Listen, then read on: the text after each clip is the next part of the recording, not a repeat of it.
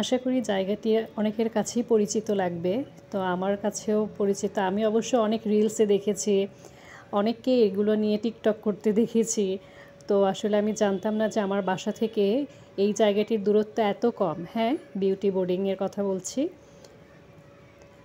জায়গাটি এত aesthetic vibe, মানে আমার খুব ভালো লেগেছে। আগেও ভালো লাগতো যখন ভিডিওতে দেখতাম। তো এটা মূলত আসলে পুরান ঢাকায় অবস্থিত, এটা শ্রীদাস লেনে অবস্থিত আর কি, দোতলা পুরনো বাড়ি, যার সাথে আসলে বাঙালির শিল্প সংস্কৃতি ইতিহাস জড়িত।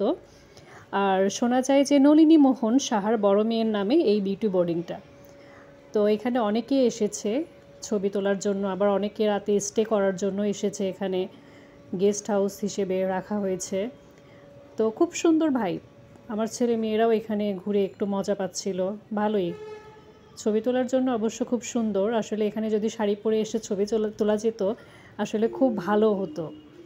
তো হঠাৎ করে আসা তো, মানে ওইভাবে কোনো প্রিপারেশন নেই। আমরা আসলে সকালে নাস্তার জন্য বের হয়েছিলাম, তো ভাবলাম যে দেখি একটু আশেপাশে এক্সপ্লোর করি।